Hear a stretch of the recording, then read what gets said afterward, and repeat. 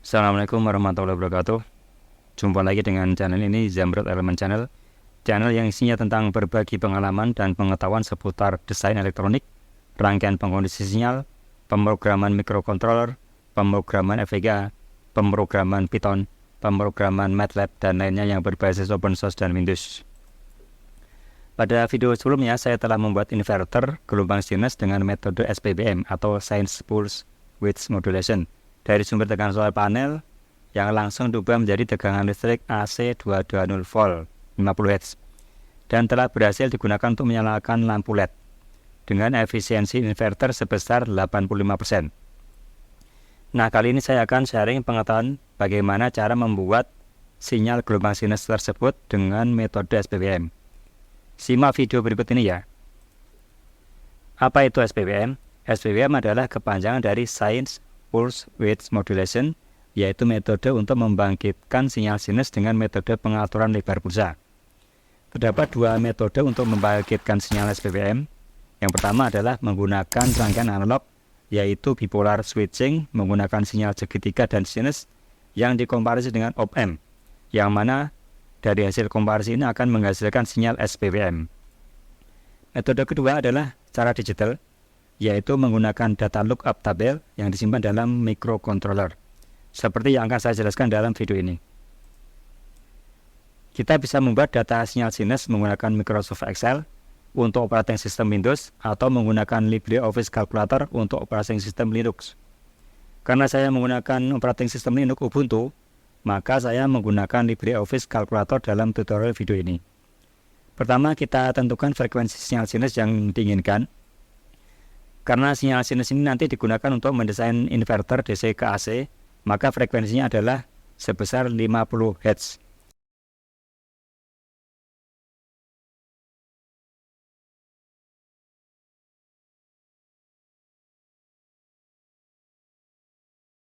Kemudian kita hitung periodenya. Selanjutnya kita tentukan sampling datanya, yaitu jumlah data yang kita inginkan dalam satu gelombang sinus.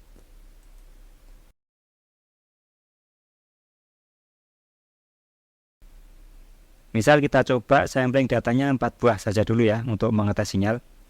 Gelombang sinus ini mempunyai panjang waktu atau T sebesar 2pi. Jadi kita harus menghitung per titik itu kenaikannya berapa. Caranya adalah dengan membaginya dengan sampling datanya.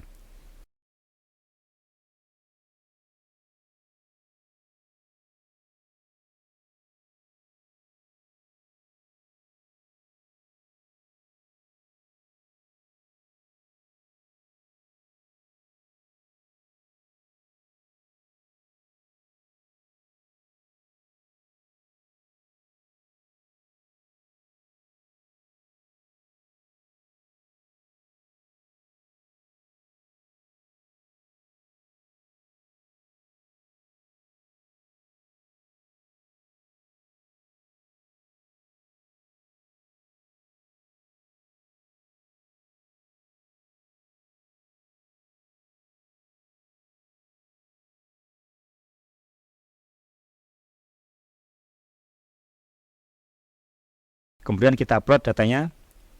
Nah, ternyata sinyalnya kurang bagus untuk jumlah data 4 buah.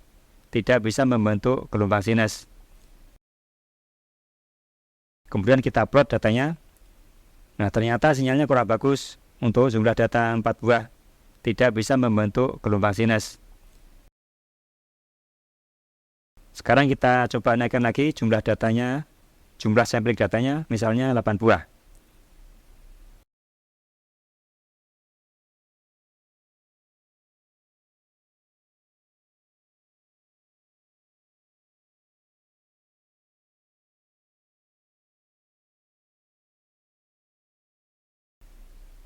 Nah, sekarang sudah bisa membentuk gelombang sinus, namun masih kurang bagus. Kita coba naikkan lagi sampling datanya menjadi 20.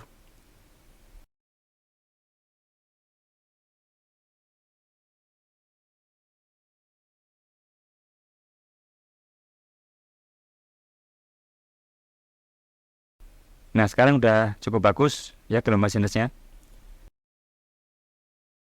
Kita coba naikkan sampling datanya menjadi 200.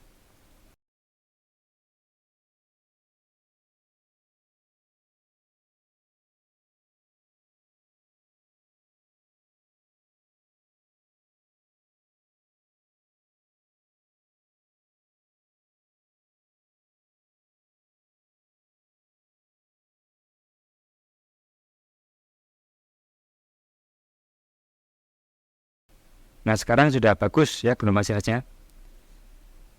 Namun nilai increment time-nya ini lebih dari 0,3. Saya pengennya increment time-nya nih mendekati 0,3 pas gitu ya. Jadi kita akan naikkan lagi sampling datanya menjadi 210.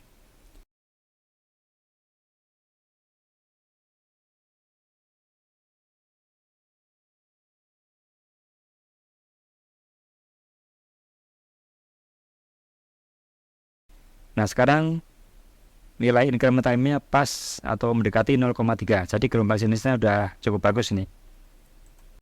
Amplitudo gelombang sinus ini masih simetris, yaitu sebagian di atas 0 dan sebagian di bawah 0. Kita menginginkan amplitudenya di atas 0, jadi persamaannya diubah, yaitu ditambah dengan 1. Semakin banyak jumlah sampling datanya, maka akan semakin bagus juga hasil gelombang sinus yang terbentuk.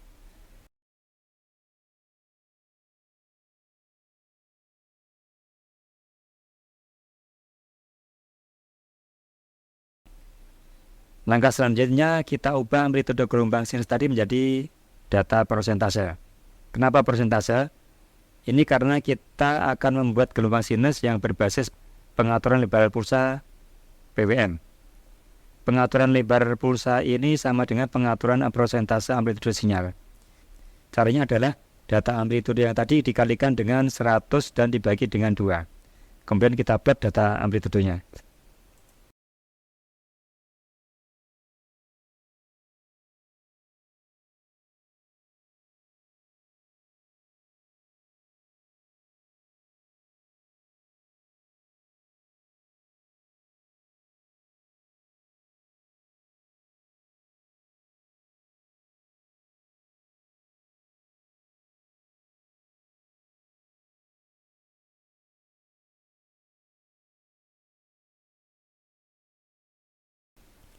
Selanjutnya kita hitung time periode PWM yang didapatkan dari time periode gelombang sinus dibagi dengan time samplingnya.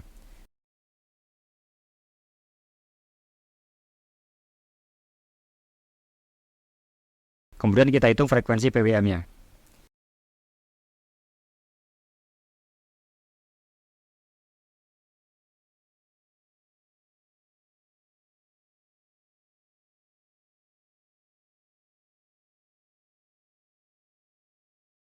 Data PWM yang dibuat ini nantinya digunakan sebagai lookup tabel atau database sinyal SPWM dalam sebuah microcontroller. Frekuensi microcontroller diset sebesar 16 MHz. Kemudian kita hitung nilai untuk register ICR1. Register ICR1 adalah register untuk membatasi kenaikan atau increment pada timer 1 microcontroller. Ini berfungsi sebagai batas atas counter. Nilai register ICR1 dapat dihitung dari frekuensi microcontroller dibagi dengan frekuensi PWM dan dikurangi dengan 1.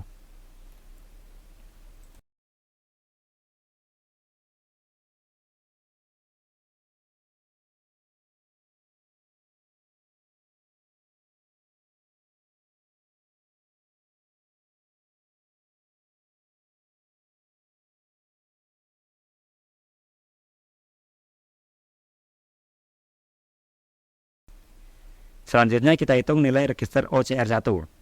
Register OCR1 adalah output compare register yang berfungsi untuk mengatur persentase time periode pada sinyal SPWM.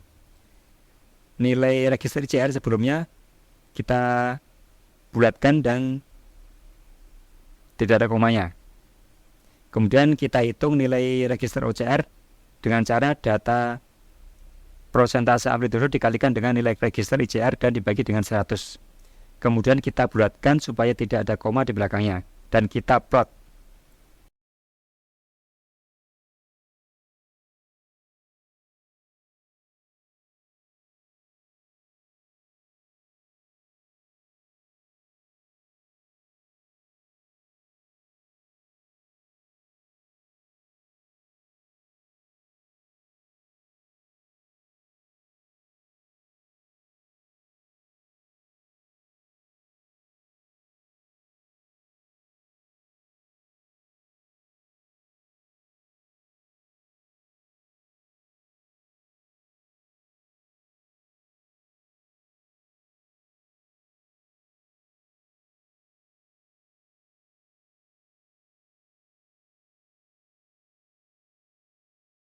Nah, hasilnya berbentuk sinus. Mulai dari sinyal amplitudo sinus, kemudian sinyal amplitudo persentase, dan sinyal amplitudo untuk register OCR. Data OCR inilah yang nanti dijadikan sebagai lookup tabel atau database dalam microcontroller untuk membuat gelombang SPWM.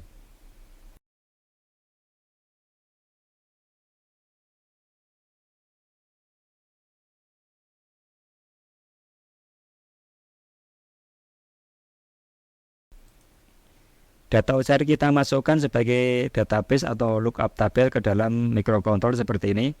Kemudian kita inisialisasi timer 1 sebagai pembangkit gelombang SPWM. Timer 1 kita set sebagai mode fast PWM ya. Kemudian register TCCR1 kita set supaya output OCR1A dan OCR1B berlogika toggle, yaitu akan menghasilkan gelombang dengan dua buah sinyal SPWM yang saling terbalik logikanya. Selanjutnya di set timer 1 dalam mode overflow. Dan terakhir kita aktifkan interrupt enable. Lookup tabel dari register OCR1 kita panggil dalam subroutine interrupt timer atau ISR untuk mengupdate data setiap saat dan akan menghasilkan gelombang sinus yang termodulasi PWM. Demikian video tutorial tentang pembuatan sinyal gelombang SPWM atau sine pulse width modulation yang diaplikasikan untuk pembuatan inverter sinus DC ke AC 220 volt 50 Hz. Semoga bermanfaat dan jangan lupa subscribe, like, dan share ke teman-teman Anda yang membutuhkan tutorial ini. Nantikan video selanjutnya seputar elektronik desain dan pemrograman embedded system. Wassalamualaikum warahmatullahi wabarakatuh.